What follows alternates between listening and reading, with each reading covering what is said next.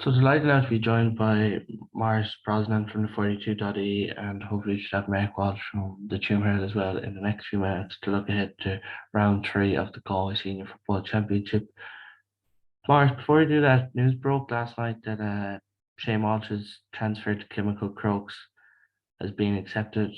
I suppose with Shane's statement and everything and coming out talking, it's something I suppose everyone wants to see Shane Walsh playing club football.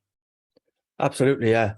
I'd have to say, like, from my own perspective, Paul, you could probably maintain that it's totally understandable that you'd be very disappointed to see him go. You'd probably also have to appreciate his reasons, particularly when he spells out the injury concerns there that he has.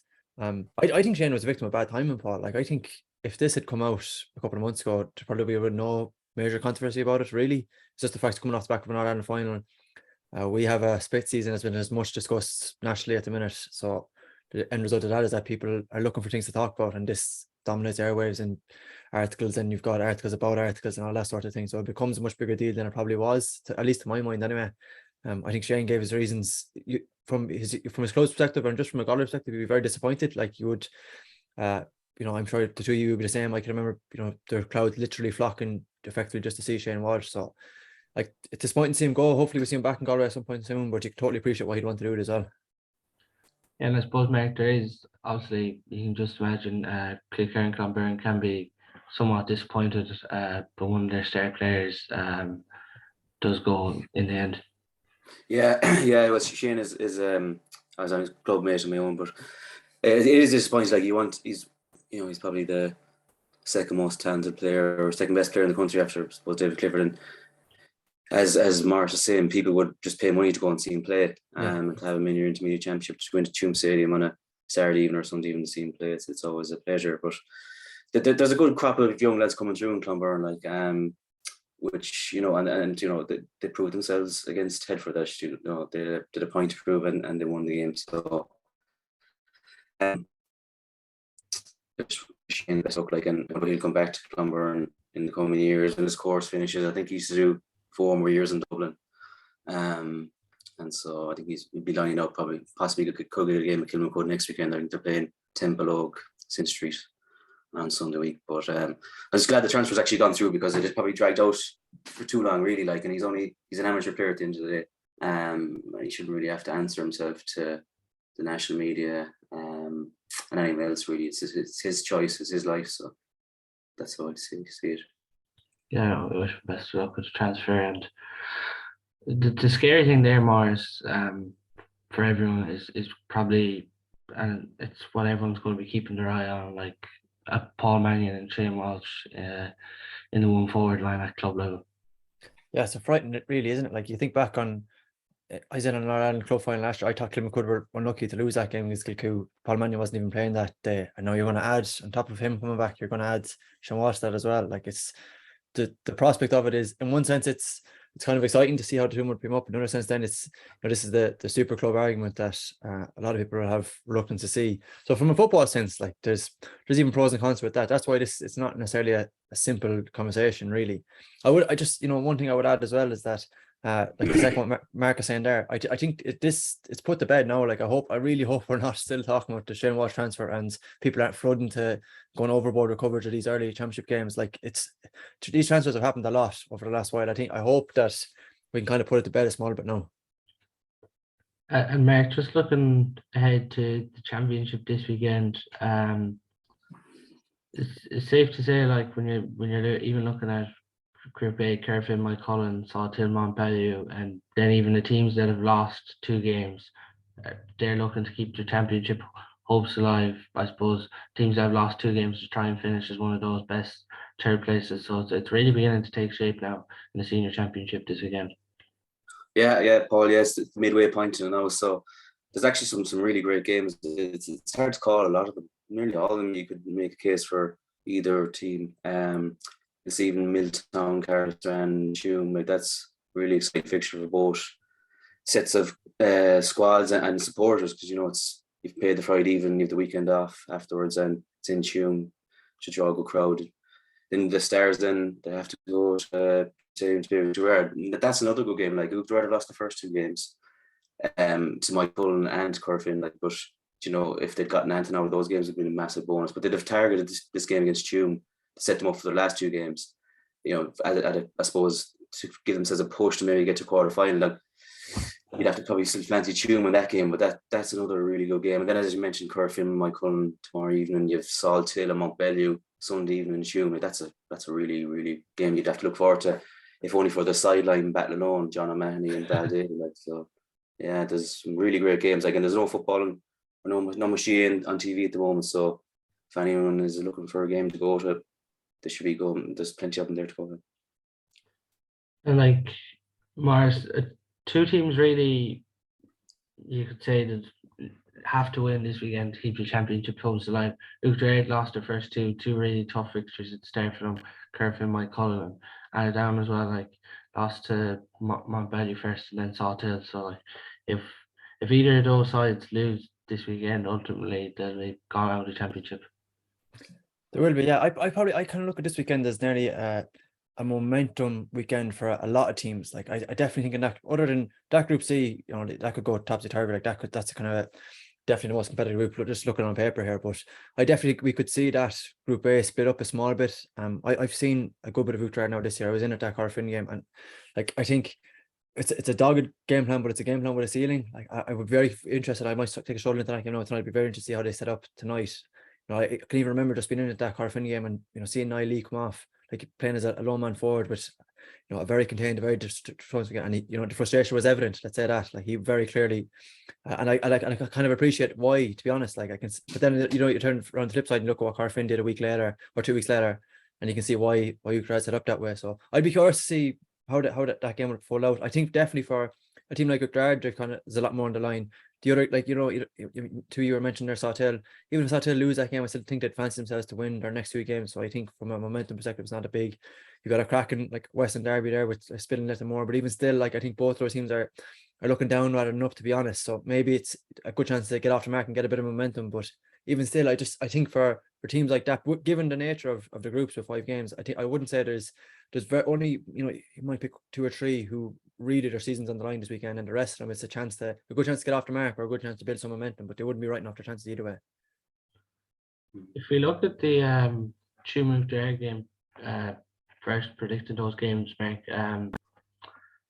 Tuam have looked impressive early on, but I suppose this Uachtar game, you'd probably say is another test, and with 2 massive tough games to come. Like you'd imagine if Tuam win this weekend, 6 points, it could still get them through.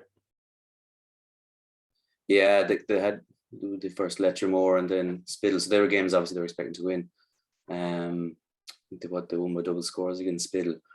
Like with Tuam, I suppose you always go back to who's their main players. Jamie Murphy is still a great club player. Like he's been 15 years probably on the go at least for Tuam. I'm not sure what age he is, but he got 8 points the last day against Spiddle. Again, 4 from play, I think. So, and what they do have as well alongside Jamie Murphy now, they have 2 other options in Cormac Walter and Brian Mannion. Like Brian Mannion is a really good young lad, I think, because he can kick off both feet.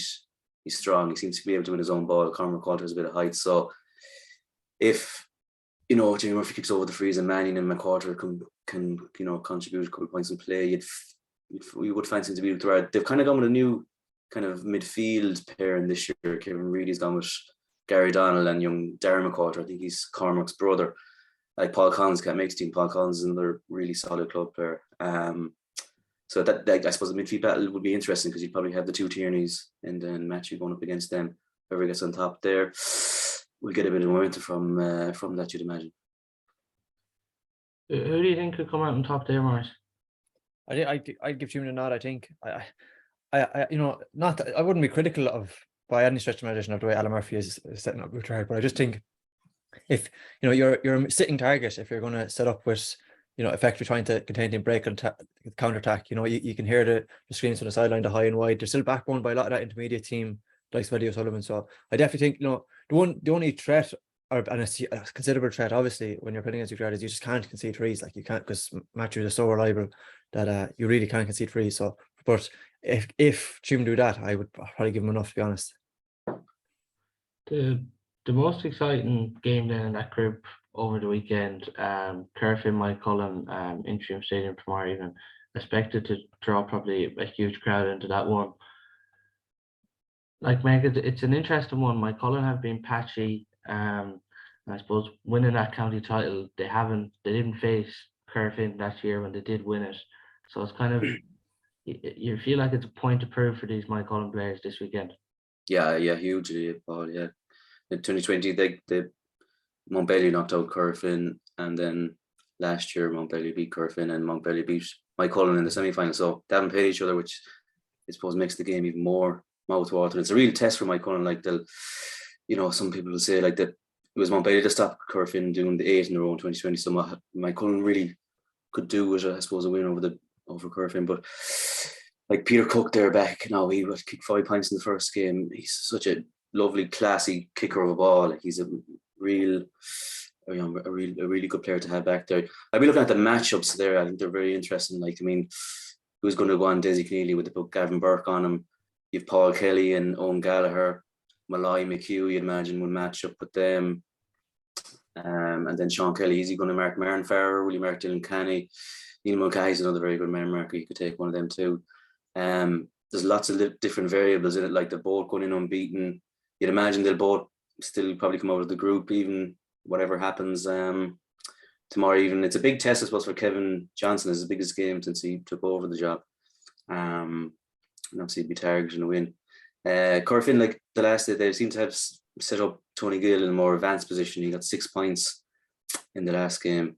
I suppose what they might be looking at there is Lundy is not playing this year. Liam Silk is obviously not around, so they might be looking for someone to actually break the line, and Tony Gill is a good carrier of the ball. So that may be why something that they've looked at this year.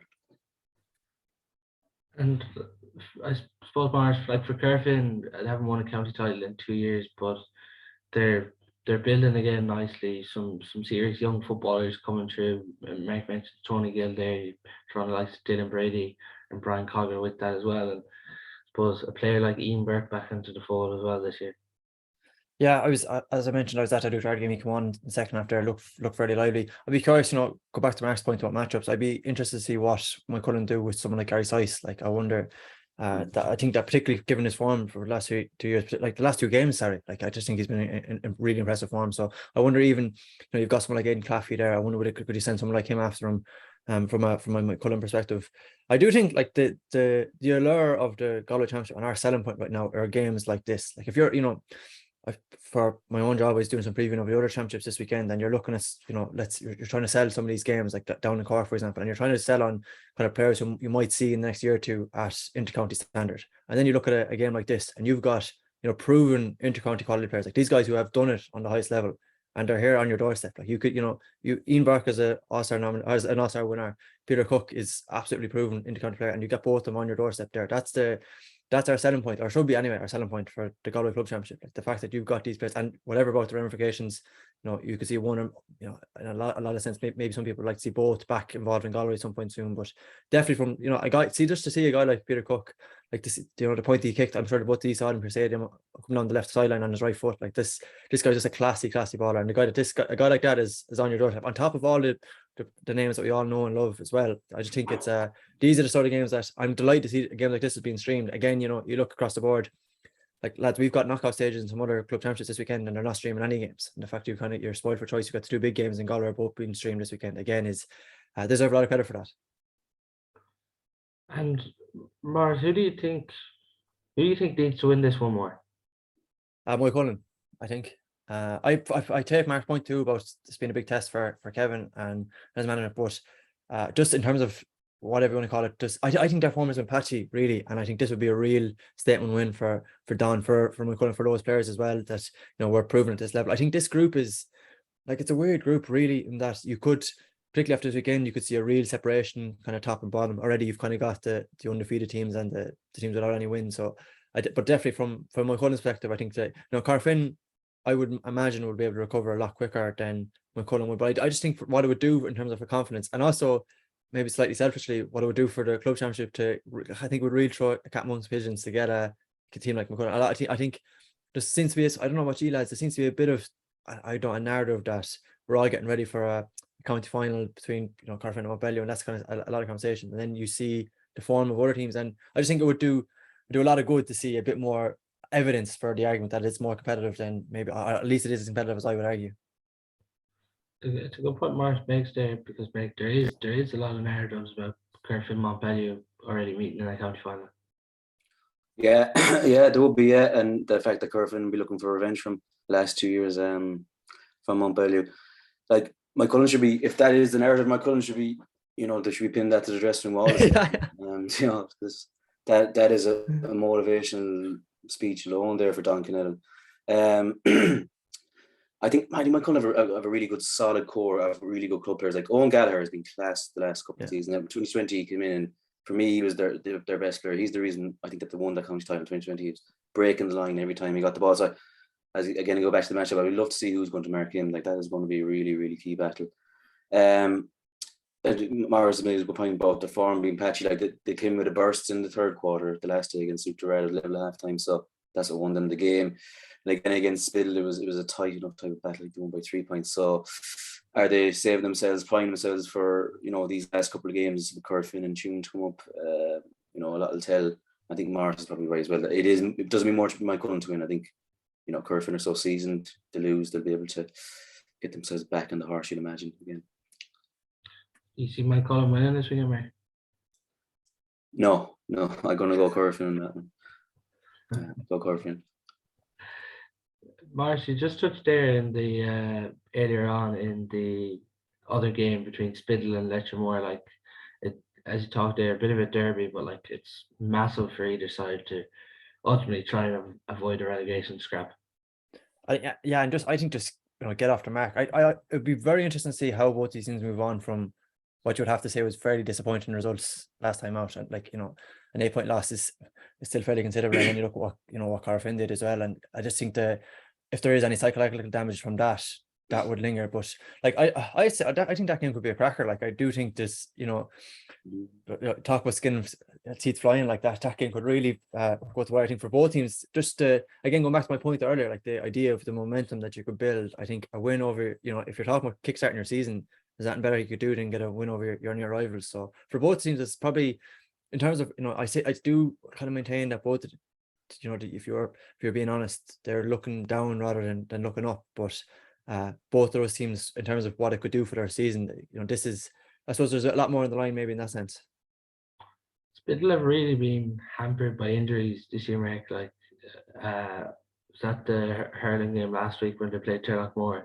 Finnan and Anton O'Lee both out. Like, it's just a massive hammer blow and they lose both of them. Jeez, yeah, absolutely. Yeah, it's hammer blow in terms of leadership, in terms of running ability and scoring. Like, because they've only got 20 points in the first two games. Liam Cungill has got 12 of them. Like, you wonder where will the scores come if the both of them are missing for that game. It is a huge derby. Like, Letchermore have just come up from intermediate. Like, this is the game that they would have targeted. Right, we need to win this one.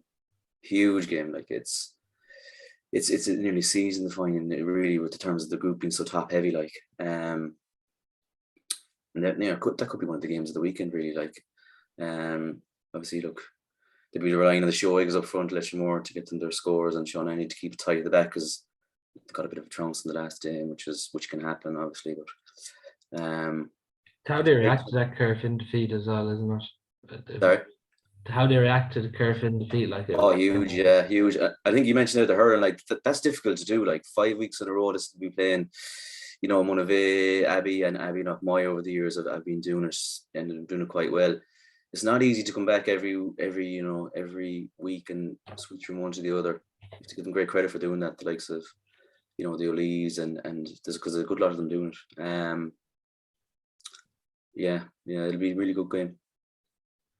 And just moving on to Group B, Boris, just starting with your own club, Barna. I suppose the Salthill defeat maybe flattered Salthill a bit, but they did catch some headlines, I suppose, with that score they did rack up in the manner they bet St. James's in. They did, yeah. I'm glad you could say that the scoreline flattered Salthill, so I don't have to say it. But I have to say that I agree. Like, I definitely thought that. I was not one bit surprised, lads, to see Oisin Gormley catch fire the second day out, because he did everything right, bar his finishing the first day. I think he hit the woodwork twice. He had 4 wides in the first half. Like, he did, and he kept showing for the game. He's 2-footed, which I think is very important in club football. So I was not one bit surprised to see him eventually catch fire in that game. Probably was, an added element of interest in terms of Pat Fallon obviously would have been over Barna previously, and then he's with James's now. I saw those two teams play in the league as well, and I did think that Barna were they definitely seemed suited to James's. I was kind of confident that they would bounce back in that game. Going back to the idea earlier, maybe slightly revisiting my thoughts. Like, I do think if you look at a game like this, and you're thinking about just in terms of the ramifications for trying to get that coveted third spot, I think you probably earmark in the top two teams here. So there's an added element of given what Carrow did to Barna last year as well, which I think in one sense a big confidence for them, and in another sense it's kind of motivation for Barna too. So the only Barna's downside is that they're missing some kind of big players like Keane Hernan. I think I'm sure you too, if we could have seen him around this year, would have been nice. But at the same time too, there's a nice balance to this team. Like Sean Fitzgerald's, I know he's in your team of the week last week, Paul. Himself and James Kennedy at the back are as good as you're going to find really in club football. They've got a good midfield in Carl Folan and Quillan Malone as well. And then when you've got someone like Rusty Gormley on the other end too, there's enough there that you would have at least a bit of confidence that they could kind of have a crack here. Do you think Oisin Gormley is someone who could be in the Galway radar in the next year or two? Yeah, it's interesting. Like, you look, people look at him, I think he's light, which he is obviously. Like, I mean, that thing. But then again, you look at other players who are cutting that intercounty standard now, and I think we've kind of switched. The intercounty game is moving away from what was perceived to be kind of the physical dominance, big and abrasive players, and you've kind of seen a reintroduction of skill execution. And that, you look at that Tyrone team that won last year, they had a lot of ballers who, yes, they're good defenders, but they can also were very well able to play ball. Kerry obviously this year had put huge emphasis on that, so you can see elements of that. So then you filter that down, you think, yeah, there probably is a place. The only thing is, he's probably, in terms of, I don't think Galway are necessarily crying out for more inside forwards. It's more so if he was defender, like someone like Sean Fitzgerald now, for example, I think we could definitely see a lot more of in the Galway quarters in the next couple of years. A club championship like this though, Paul, is exactly where someone like Oisin can prove that he is capable of playing the intercounty standard. Like, how could you ignore if he has another game like he had last time out? How could you ignore that? So I think and again, I know I made the point earlier that you've got proven intercounty players as well, but there's also guys who are on the fringes who, a good club campaign, and suddenly you're starting to talk about them in the national conversation as well. Then just another huge game that could, I suppose, hand it down with James's this weekend. Like you would have said from the opening round when Annadown played Montpellier, marked that it was a good performance, but they, in fairness, they were very poor against Salthill, lost by 10 points. We're always kind of really chasing that game, and as we were mentioning earlier on, and for James's as well, if either of these sides want to keep their championship hopes alive, it's a must win for either. Even you'd say a draw would be terrible for either side. Yeah. I was in at the Montpellier and Annadown game. It was actually a really good game of football, and Annadown stuck them for long periods. It was just the goals came at crucial times. Patrick Kelly's first goals came for half time, and then Annadown recovered in the second half, and they brought it back to maybe 2 points, and then Kelly got his second goal. Comer's flying it. He was unbelievable against Montpellier that first day. Kicked 5 points all off his left, I think. He got a savage goal against Salthill. I'm sure you've just seen the clip of it. He got 1-3 altogether. Like when you have a man like Comer, I mean, yeah, you can win a lot of club games. It'd be interesting to see with himself and Conroy, match up at some stage around the kickouts. Two big strong men. Like, people don't realize how strong Conroy is. He's a massively strong fella. He's gone into full forward and won games for James late on in the championship before. So if the game is tight late on the weekend, you could see him pitching full forward. I think James are struggling. Obviously, they got hacky the last day, 4 goals conceded. It was really poor performance. I think they're mainly missing Johnny Dewan now. He's a really good defensive leader. If you need someone to come out with the ball, just do the simple things. Well, Johnny Dewan would have done that over the years, and I think they're going to struggle the next day. I do think they will, yeah, especially without Dewan. Where do you think James is there from that Barna game? We talked about how Lecter Moore react to the Corofin defeat Maurice. It's a heavy defeat, and as Mark mentioned, when you do lose a player like Johnny Dewan at club level, especially when he's one of those leaders on your team. And particularly, I'll go back to that league game that was up in Barna, and John Jordan was excellent that day, like absolutely excellent against Barna. And then suddenly he's missing. So you compare 2 games and what changed, and you can see that loss. I have to say, like, just just from my own experiences with working with Pat Fallon, I was involved. I was in 2014 when he brought Barna to a semi-final, beaten by Michaels. And like he is like Pat, as good as he's on the field, but he had Sean Conlon there as well, who's tactically excellent. Pat is a motivator. Like, he can really get into our head. That's what his gift is. Mark was talking about dressing room material there. I can tell you, lads, there was a lot of references to what was said in Galway Bay that year for Barna. Like, so like that that's, if ever there's a man who I'm sure will get to my side, I think it is Pat Fallon. And who do you see coming out on top tomorrow in Kenny Park between them, Annadown and James's Morris? I'm going to say Annadown. Do you see them having too much as well, mate? Yeah, I got it on that one. Yeah. Then the other big one in that group, between the table toppers, Montpellier and Salthill. Earlier on, Mark talked about the battle on the sideline, and like, it is going to be really intriguing this weekend. Yeah, absolutely. Like, particularly for Jono and Val, obviously, given the nature 97, 98 too. I do think, like, there is, you made the point earlier about, or Mark made the point earlier about Moycullen kind of getting the monkey off the back or proving their ability against Corofin. I think there's an element of that for this Salthill team too. I've been particularly impressed by Salthill so far. I think outside of the top 2, Robert Fernie has been one of the informed players that I've seen in the county so far this year. I really like looking at the 2 Collans. I like Daniel Flaherty. I thought Colin Sweeney was excellent against Barna, like really, really excellent. He gives so much, in terms of players now. You probably put a premium on a guy who can actually break a line, particularly in club football, because like once you carry that up, like if you can break that line and carry that overlap up, that's where goal chances are coming now. And he's a guy who's excellent for that. He's got a huge engine. So I like to look at this team. I think this is a really good chance for them to, again, like, it's not, I'm not saying it's a free hit. Obviously, like, I if they to lose this game heavily or something like that, it would do damage. But at the same time, Salthill will probably fancy their chances of winning their next 2 games anyway. So this is a really good chance to go out and have a crack. And I personally, I would be look forward to seeing what they would do in terms of I don't think there's much pressure on a game like this as we might be talking about later on in the championship. Just if you're going after Montpellier, like, it's so hard, Mark, because even when you mentioned Annadown going after them, like, John Daly is just a player who orchestrates that team. Like, nearly every kick out against Annadown, John Daly just goes to the full back line and he just works his way up the pitch, just goes about his business so steadily. Yeah, he's a great head in him. Like, he's like, the game he's been playing for Montpellier the last few years, controlling that central channel, coming out with the ball when teams are sitting back. It's kind of, I suppose he did that in a way with Galway this year. He kind of brought that into Galway. You see some of the kick passes he made, like the kick pass he made for Johnny Heaney in the final was just unbelievable. Like, it's very hard to stop Montpellier at the moment because they can play it a number of ways. Like they're big men, like John Daly can hand himself, Billy Mannion, Matthew Barrett, Leo Donlan, and then you have the 3 boys up front. Like, I mean, people were talking about during the championship, if you got 3 good forwards, it's very hard to have 3 good man markers for them. So if you have that at club level with Patrick Kelly, Owen Finnerty and Barry McHugh, it's difficult to stop them. Do Salthill have enough lads to keep all of them quiet? I don't know how many club teams do. And they can beat you with points, they can beat you with goals. Patrick Kelly is a goal specialist. Barry McHugh has come back. And he was in Chicago. He's in flying form. Owen Finnerty, in the last couple of years, possibly being the best club forward in the county. And I mentioned there Leo Donlan. Like, we all know about their marquee players. Leo Donlan is a really solid operator for them. Like, he's kind of gone on a run midfielder now while Michael Daly's come back to full fitness. And he might not be rated maybe across the county, but I'm sure he's definitely rated within the Montpellier squad.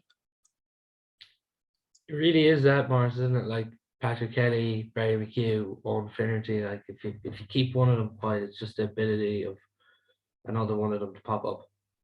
It is, yeah, and I think you probably need you need to pull a rabbit out of the hat really to stop all 3. Like, I think William Finnerty is a great man marker, like a really good man marker, but you need to get 2 with him in terms of just, I get that's going back to this point about club football, and this is what often happens is that you might see two lads on the fringes of an intercounty team match up against each other, and then in reality it's the match on the fringe or the matchup on the fringe that ends up winning it. So from that perspective, I think I think this Salthill team are really strong out around the middle, like really strong.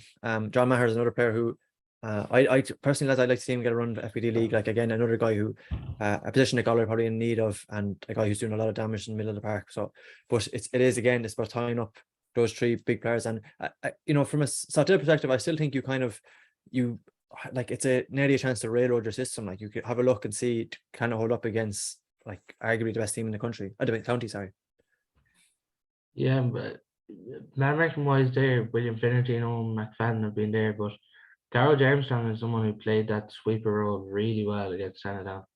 And he actually dropped into that he did it against Barna as well. Actually, they kind of dropped. You could see, one thing about Jono is that he has absolutely no regard for the poor journalist up in the press box, because he just has numbers playing everywhere. Like, you've got John Maher's playing 15, really playing midfield, and then O'Flaherty's dropping back. Gareth Jonathan is dropping back. So that again, like they've got. I like that too. To be honest, like I think there's a lot to be said for commanding that middle third area, like really putting down your stamp there, and that's when if that's your strength, play to it.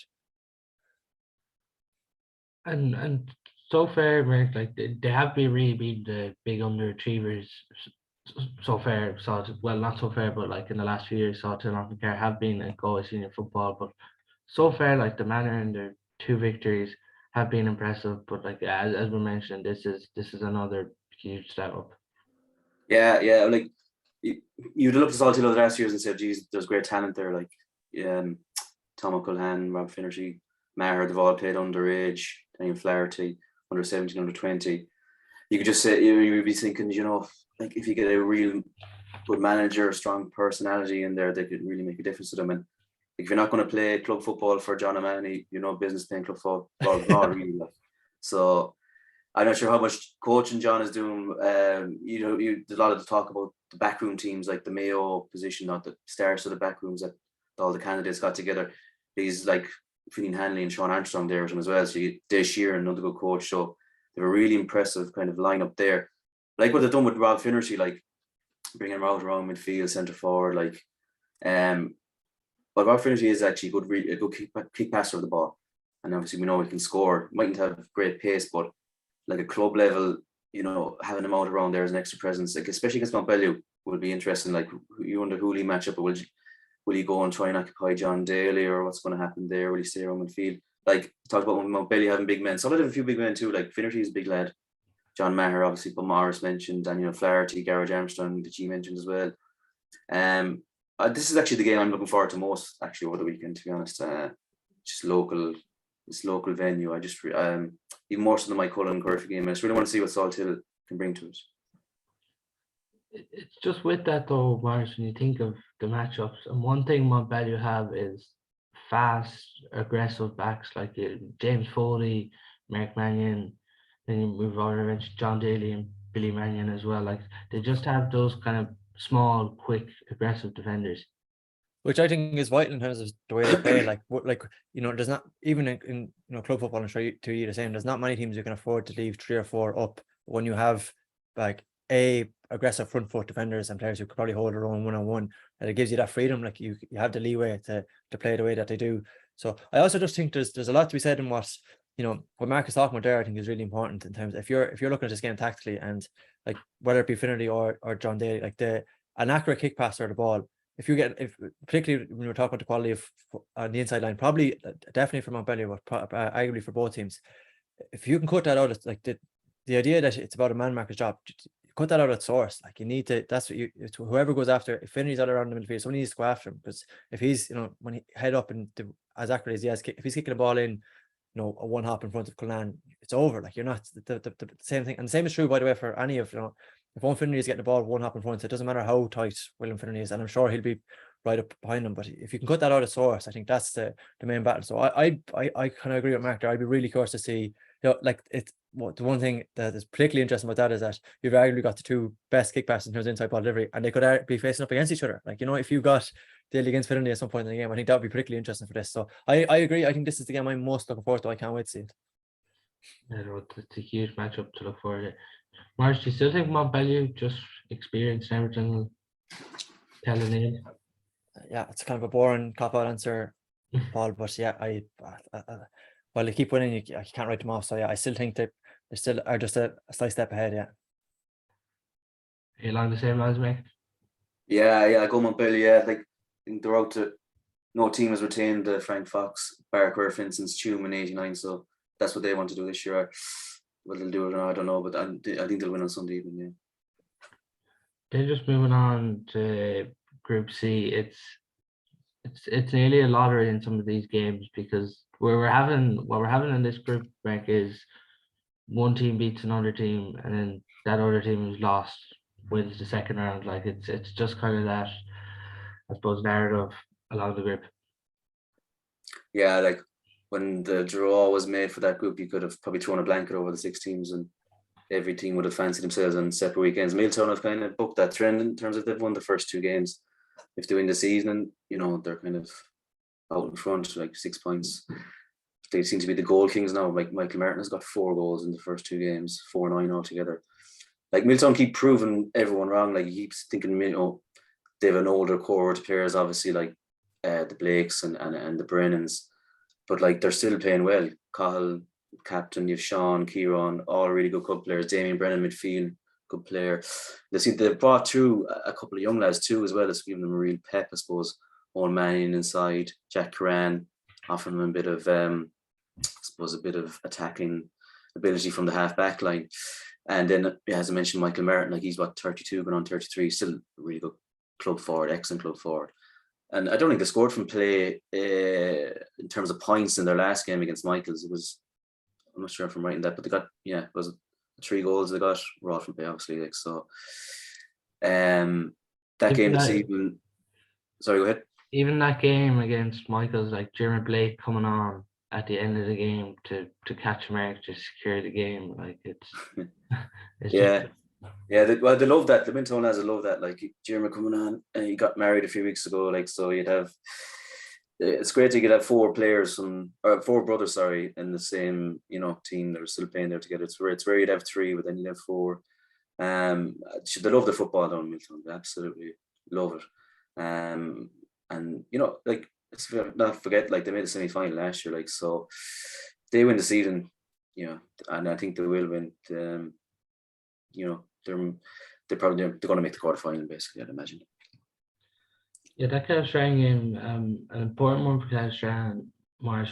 They were poor enough in the second round against Galway. We're down 3 players. One of them included Cian Darcy, which massive loss. And the 2 against them, Rory and Aina, didn't feature. But like physically, this game between Milltown and Carrick-Strachan, like it could be a real physical battle. Like you talk about the Milltown big players, then you turn the likes of Cian Darcy's back, Stephen Lawless, Shane Bowen. Like this is a really exciting kind of physical battle around the middle third. Yeah, it's two kind of hardened teams. The Charlotte really seems to have got a tune out of Milltown, even though within their late. I don't think, lads. It's interesting. The first 2 rounds we haven't had a draw yet. I kind of think if you're to look ahead to this weekend, this might be the one. Like, it's kind of remarkable, really, actually, when you think we've had 2 rounds of games and not, given how we're talking about how close some of these teams are, that we haven't had a draw yet. So if I was to, again, I was kind of sitting on the fence as well, but if I was to make a hesitant prediction, I think this could be it. Yeah, no, it's actually mad when you think of that, but that there has been no draw yet. How important, though, Mark, do you think it is for Carrick-Strachan to bounce back in this one? Yeah, it's really important, because the last couple of years they always started championship well, and nearly always won their first game, and they got over the line against Monaghan in the last day. Like, Frank Doherty will not have been happy with that performance. That they were well beaten by Clare in the end. It's kind of surprising in a way, because we thought every game in this group would be really tight, and as Maurice says, we were expecting a draw or 2. Like, I didn't expect Clare to beat Carrick-Strachan that much, but like Carrick-Strachan not a bad team.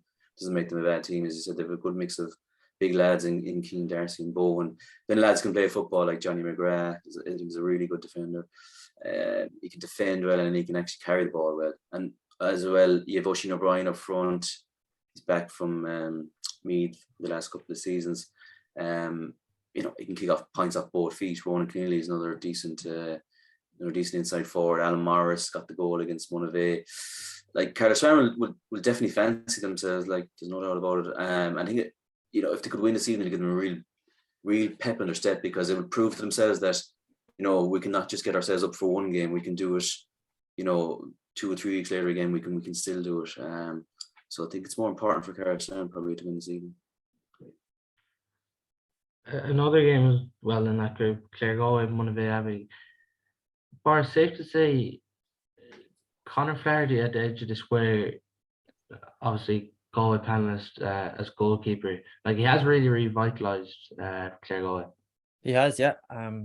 Even just the change of emphasis and what that means in terms of taking his goal too. I do think like I was having this conversation with somebody yesterday. I was doing a different podcast and they were talking about the nationally. You look at, let's say this weekend, right? You've got Premier League quarterfinals in Kildare with Murphy and Naas, or down in Waterford you've got quarterfinals in Ireland as well this weekend where Ballygunner have their own dominance. But we're talking about the team of sleeping giants, and I've kind of maintained for a while now that I think Claregalway should be considered a sleeping giant in terms of what they, look at the recipe in terms of population, in terms of underage success, in terms of coaching structures. It's all there. Like it's as a club, there really is time to look at maybe taking the next step. And I think they're probably as close as they've been in a couple of years now. Like in terms of really kicking on.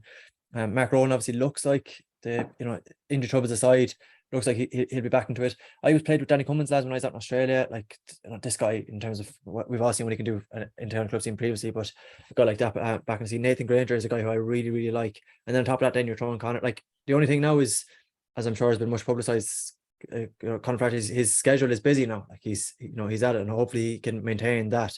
But all that aside, I'd be kind of putting a ring around Claregalway. This is a result I'd be curious to see. Now we're talking about some teams who've been patchy, or some teams who've like Smilton now who've been problem existent. The teams now who could take a big kick here, or who could let their season slide on a weekend like this. So this is a result I'd be watching out for. And they're coming up against Monavea Abbey, Mark. They've been really kind of unlucky in their games, like close against Carlsharn, close against Killannon. I think it was they lost by 3 to Carlsharn. Carlsharn kicked the last 3 points of the game, lost by a point to Killannon. They've been close in every game, and if ever there was a club to pull a result out of the bag, it's them, you could say. Oh yeah, absolutely, yeah. Like Monavea, I don't want to downgrade them by saying that they're dogged, but they are, like, they're a real dogged team. And they can play football obviously too. I think what's hampering Monavea is the scoring. Like Craig Kennedy's not around, Paddy Manning is not around, he's in Florida. Like, you're taking 2 inside forwards there will get you 2-3 points apiece in a club game, and that's difficult to replace, especially at senior level, especially when the games are so tight in that group. You're relying on, like, Owen Blade's a really good creative player, maybe not a massive scorer. You're relying then on Keane McDade to come forward and kick a few points, and that's not easy for him to do it at club level because he's going to be tracked. Like will Jack Lynn track him now the next day? That'll be an interesting matchup. Like, if Keane McDade can come forward and burn Jack Lynn, score 3-4 points, yeah, you give him a real chance. But it's more difficult to do that at club level. Like, he got room in there and fine to do it, but Claregalway will be on his heels, like, every opportunity that they get. I saw Claregalway play against Moycullen in the first round, and it was a bad game. Like, I mean, it was 1-8 to 1-5, but it was clear, like, they did a lot of injuries. Like, Conor Campbell only came on, Goldrick came off injured, Danny Cummins only working his way back to full fitness, came on in the second half. Jack Lynn was doing the Maurice. Flaherty was in goal. Like, Flaherty's obviously given them, you mentioned it there, a new dimension, full forward. Like, he's a big strong lad as well, so you can lay it into him any way that he wants it, I suppose. And the more game time Danny Cummins gets, the better. Like, he might not start again the weekend, but you can see him getting 20-25 minutes, and he's obviously, look, he'll be an excellent player at club level and get him back to full fitness. Maurice made a good point there about Claregalway being a sleeping giant, like the minor A and B last year, was it? So they'll obviously they need to get out of that group and make quarterfinal. They do, like, for their progression, they really do. And then you'd be worried from Monavea if they lose at the weekend. Like, there's 3 losses in a row. It's difficult to reverse that, but it's not a really tight game. It's not a really hard game to call. The battle between county players is fascinating, really, this weekend, and no other in this game, as Mark mentioned, where, like, Killy McDade has kind of been going around at 11, so you'd expect himself and Jack Lynn to go toe to toe. Yeah, McDade's probably given a bit of more of a free role to let roam. I have to say, like, you talk about county level, you look at what Jack Lynn did for at least 50 minutes or 55 minutes anyway in Ireland final on Paddy Clifford, and he followed him everywhere and did it, like, really admirably. So I think he's he's perfect for this matchup. I think there's we talked about Finlay Daly earlier. This is equally as intriguing to see how two boys go against each other. The thing about Jack too is actually that as well is and he has the capability to try and hurt you the other way too. Like if probably wouldn't have. If you're looking at from a Galway scene, you wouldn't have seen that as much, but definitely for Galway, he can get forward as well. So the two of them pairing off against each other is reason enough alone to watch this game. It's just the final game in that group, Mark. Both teams on 2 points each, Killannon and Michaels. Michaels will still be wondering how they lost that Milltown game. When you consider Milltown's 2 goals in the first half of injury time, and then how Milltown just pulled it out of the bag later on. Killannon on 2 points, like it's this one is extremely tough to go really. Oh yeah, it's another one that could be another draw. Like that could easily be a draw. It is very hard to call. I don't know if Colin Sweeney's fit or not. Patrick came on the last day. Like if they're both missing, obviously it gives Michaels a big advantage. If they both can play some part, gives Killannon a good chance. It means they're probably relying on Johnny Heaney more and Enda Kelly inside to kick his frees and get a point or two from play. I think Michaels are improving. Like they only lost the league semi-final, Division 1 semi-final to Montpellier by a late goal last year, and they have these minor lads coming through. Conor Gallagher is an excellent young player, and he can play midfield. He can play in half forward line. You have Darragh O'Malley, Gary Higgins, Cathal Mara, good defender. Gavin Somerville is another lad from that minor team in 2020 that have come through. Mix it then with the experience as Dip Canaan and Eamon O'Donnell and Brian Madden. So they've got Tyler O'Malley now from Metchamore. He's transferred into the club and he's a good keeper. Like he does seem to provide an option for them as well. People talking about the sweeper keeper, should he or shouldn't he doing it? Well, if you can play a bit of the ball, and like some of the keepers, you maybe let him out every so often. I'd probably fancy Michaels in that one.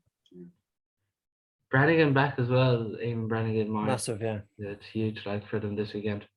Yeah, massive. Yeah, I saw him enjoying himself at the hurling final in New York last week. He seemed to have a good time. I think it's huge to see a player like that. But that's probably the only thing Michaels were, Mark mentioned their first day out this year. They really are lacking another forward, definitely. And I don't know, he actually ends up playing a lot around the middle, but he's such a big engine that he's capable of nearly doing both. So to get him back, I think, it's to double down on what Mark was saying there as well about Tygo Malley. A guy like that involved in Michaels, both in terms of on the field and his kick ability, but also just his football brain in terms of, he was involved with the backroom team for the NUIG Sigerson team this year. He's a guy who really knows football. His analysis work is apparently, you talk to players involved, it's second to none. So to get a guy like that involved, I think will have added benefits on and off the field. So I think from that perspective, you'd be fairly optimistic or reasonably optimistic. I won't go overboard here, but you give Michaels the right chance. Yeah, no, there really is some fascinating games this weekend. Just to touch briefly, lads, on the intermediate championship. Mark, is there anyone so far who's standing out for you there? Intermediate. The Moore beat Williamstown fairly well. No, I didn't see any of that game, but the Moore were really close to winning the final last year. They're obviously looking to go one further. They're under 19 team like that got to the county final last year. Like the area real boost, like, but some good players coming out of that, like Shane McGrath is a lad who can catch a ball. He's a great pair of hands. Like he was out midfield against Williamstown. He can play in full forward. Man, he can win his own ball, kick his points. Jake Slattery, obviously. Conor Mitchell is another young lad there. Brendan Carr is a talented lad too. You had a question marks to more over the years defensively in midfield. They seem to have kind of settled a bit more defensively, like the Declan Rattigan fullback. Colin Lyons is a good defender as well. Midfield is maybe an area that could possibly let them down as the year goes on, but we'll see. Tom Gleeson has to come back and he's injured at the moment. I saw Glenmally play Cartoon and Glenmally were good, like they were impressive enough. But Aidan Geraghty was just kind of sitting. He started off the game following Colin Ryan and then they switched him into a sitting position and he picked up a lot of ball. And his cousins then, you have Owen Geraghty, Park Geraghty, McDare, the three brothers, all good footballers. They seem to break the line a lot against Cartoon. Now Cartoon are missing Donald O'Neill. I think he's probably back this weekend. Like he's an excellent club player. As well as on top of that, Adrian Varley's in America, Joe Don is in Saudi Arabia, so they found it hard to score naturally. The one I'm looking forward to is my own club, Kilburn, they're playing Killearn this evening and Athenry. I don't know why they have to travel to Athenry for it when.